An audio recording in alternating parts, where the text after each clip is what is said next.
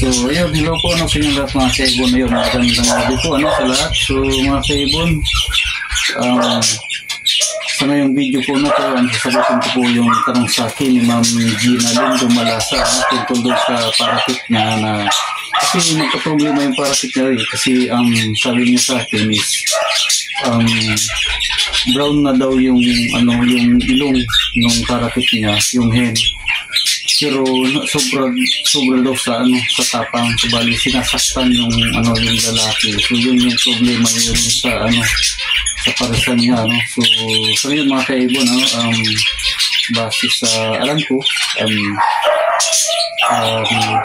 i-share ko po kay Ma'am Gina Lynn, kaya tara po.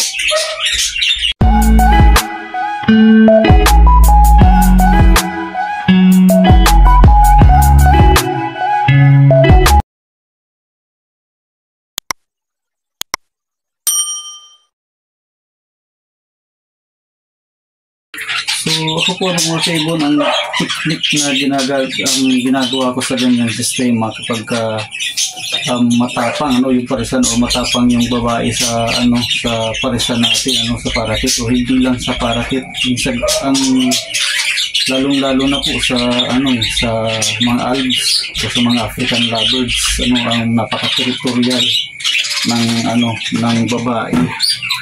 So, kapag hindi niya gusto yung lalaki, talagang hahabulin niya yun, ang pupupugin, ang tutukain, so ganyan yung nagiging sistema. So doon po sa parakit, ang ginagawa ko po niyan, kung may double cage kayo, so bali ito. So bali ito, mga kaibon, ang itong halimbawa, itong double cage na to ng diamond dove na to, so bali ganyan yung ginagamit ko dyan sa mga parisan natin na mga matatapang. So bali nilalagay ko dito yung divider, and then tig-isa sila na tig-isa silang cage. Nandito yung cock, and then nandito naman yung hen. Pero kadalasan na ginagawa ko niya mga kaibon, kung nasan nakalagay yung nest box, doon ko nilalagay yung yung hen. So ganun yung sistema ko. So madali lang naman natin yung malalaman at na band na sila kasi lalapit yung cock dito sa divider. So bali ang kumbaga yung behavior niya is parang ang magbabarako. So kapag lumapit doon yung hen, tapos wala naman akong nakita na pagka-aggressive o yung pagka matapang ang ginagawa ko niyan, tinatanggal ko na yung divider. Tapos siyempre observe din kasi minsan kasi kapag pinagsama mo na silang dalawa sa sa isang cage, bumabalik pa rin yung dating ugali. So napakatapang nung babae. Tapos ang pili natin gawin yan mga kaibon, paliguan nyo yung parisan na yun, ilagay nyo dun sa sa maliit na cage o yung cage na yung carrier cage. So kapag nilalamig yun, magsisiksikan yun lalo na sa mga Alps. So ganun yung sistema na ginagawa ko. And then kapag po talaga na matapang talaga yung babae, pinapalitan ko yan ng partner. Maaari po kasi na kaya inaaway nung hen yung cock kasi hindi niya gusto yung kapares niya. So bali lalo na kapag masyado pang bata yung cock, talagang inaaway yun nung babaeng parakit.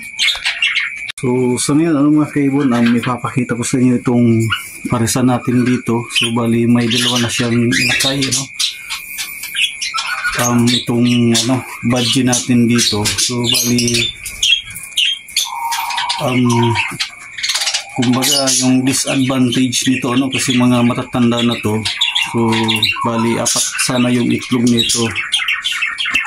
Bali dalawa lang yung dalawa lang yung napisa.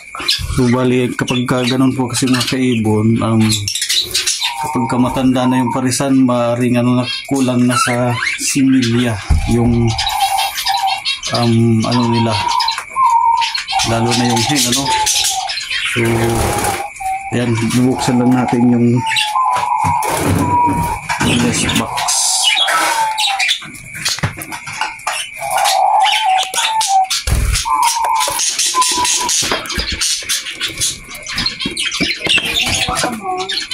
Ayan, bali dalawa lang yung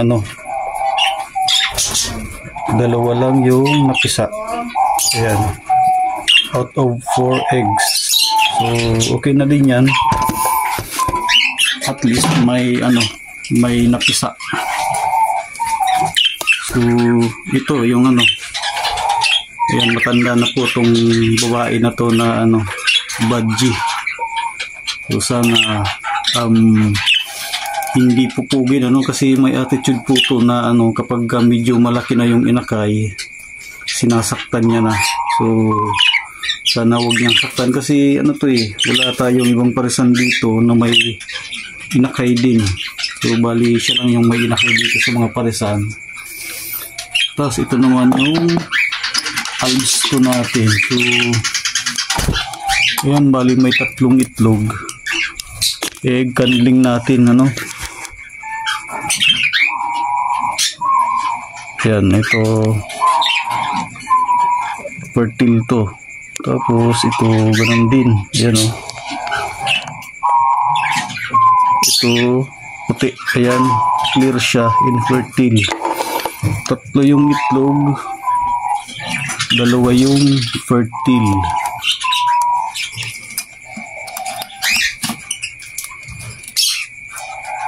So yun lang po mga kaibon.